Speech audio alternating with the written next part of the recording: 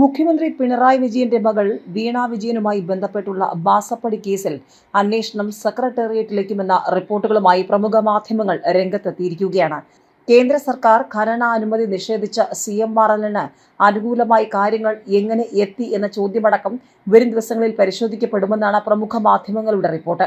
നേരത്തെ മാത്യു കുഴൽനാടനും ഷോൺ ജോർജും അടക്കമുള്ള നേതാക്കന്മാർ മുഖ്യമന്ത്രി CMRLനെ വഴിവിട്ട് സഹായിച്ചു എന്നതടക്കമുള്ള ആക്ഷേപങ്ങൾ ഉയർത്തിയിരുന്നു. ഇതിന് പ്രത്യുപകാരമായാണ് മകൾ വീണ വിജയന് മാസപ്പടി നൽകിയതെന്നടക്കമുള്ള ആരോപണങ്ങളാണ് പ്രതിപക്ഷവും നേതാക്കന്മാരും ഉന്നയിച്ചത്. ഇപ്പോൾ അന്വേഷണം സെക്രട്ടേറിയറ്റിലേക്കും എത്തുന്നു എന്നുള്ള റിപ്പോർട്ടുകളുമായാണ് പ്രമുഖ വലതുപക്ഷ മാധ്യമങ്ങൾ രംഗത്ത് വന്നിരിക്കുന്നത്. ഏതായാലും മുഖ്യമന്ത്രിയെയും പാർട്ടിയും വിട്ടിലാക്കിയിരിക്കുകയാണ് മാസപ്പടി വിവാദം.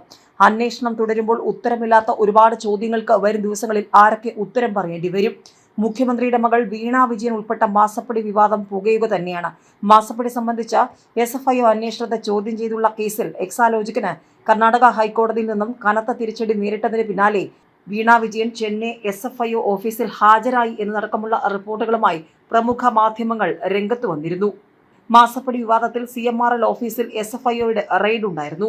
മാസപ്പടി വിവാദം CMRL മുഖ്യമന്ത്രിക്ക് നൽകിയ നിവേദനം പുറത്തുവിട്ട് മാത്യു കുഴൽനാടനും മുഖ്യമന്ത്രിയോട് 5 ചോദ്യങ്ങൾ ചോദിച്ചുകൊണ്ട് പ്രതിപക്ഷ നേതാവ് VD സതീശനും കൂടുതൽ തെളിവുകൾ പുറത്തുവിടുമെന്ന് പറഞ്ഞുകൊണ്ട് ഷോൺ ജോർജും ഇടയ്ക്കിടയ്ക്ക് രംഗത്ത് വരുന്നുണ്ട്. ഇതിനിടെ മാസപ്പടി വിവാദത്തിൽ വീണയെയും എക്സാലോജിക്കിനെയും വെള്ളപൂശി CPMന്റെ നിലപാടുകൾ വന്നെങ്കിലും പരസ്യമായി വിമർശന വിധേയമായതോടെ ഇപ്പോൾ CPM നേതാക്കന്മാർക്കും മിണ്ടാട്ടവുമില്ല, ഉരിയാട്ടവുമില്ല എന്ന ആക്ഷേപവുമുണ്ട്. ഏതായാലും രാഷ്ട്രീയ പ്രേരിതമായ കേസാണ് മുഖ്യമന്ത്രിയുടെ മകൾ വീണയ്ക്കും എക്സാലോജിക്കിനുമെതിരെ നടക്കുന്നതെന്നാണ് CPMന്റെ വിശദീകരണം.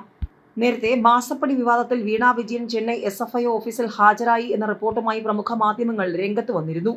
അഭിഭാഷകർക്കൊപ്പമെത്തിയ വീണ രാവിലെ 9 മണി മുതൽ 12 മണി വരെ ഓഫീസിൽ ചിലവഴിച്ചതായിരുന്നു റിപ്പോർട്ടുകൾ.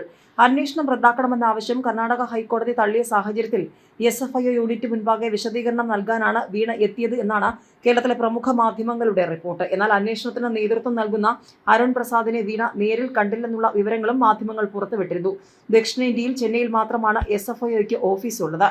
ഏതായാലും മാസപ്പടി വിവാദത്തിൽ ചോദ്യങ്ങൾ അവസാനിക്കുന്നേയില്ല. ഇതിനിടയിലാണ് അന്വേഷണം സെക്രട്ടേറിയറ്റിലേക്ക് എന്ന റിപ്പോർട്ടുകളുമായി പ്രമുഖ മാധ്യമങ്ങൾ ഇപ്പോൾ രംഗത്ത് വന്നിരിക്കുന്നത്.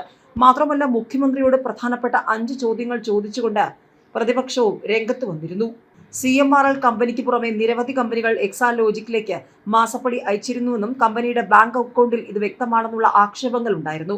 ആ സ്ഥാപനങ്ങൾ ഏതൊക്കെയാണെന്ന് മുഖ്യമന്ത്രി വ്യക്തമാക്കാമോ എന്നും VD സതീശനടക്കം ചോദിച്ചിരുന്നു. മാത്രവുമല്ല, എക്സാലോജിക്കിന് മാസപ്പടി നൽകിയ ഈ കമ്പനികൾക്ക് സംസ്ഥാന സർക്കാർ എന്തെങ്കിലും നികുതി ഇളവ് നൽകിയോ എന്ന ചോദ്യവും പ്രതിപക്ഷ നേതാവ് ഉന്നയിച്ചിരുന്നു. CMRL ഉടമസ്ഥതയിലുള്ള എംപവർ ഇന്ത്യ എന്ന കമ്പനിയിൽ നിന്നും എക്സാലോജിക്ക് എടുത്ത ലോണിലെ ഗണ്യമായ തുക കമ്പനിയുടെ അക്കൗണ്ടിൽ വന്നിട്ടില്ല. ആ പൈസ എവിടെ പോയെന്ന് വ്യക്തമാക്കണമെന്നും പ്രതിപക്ഷ നേതാവ് ചോദിച്ചിരുന്നു.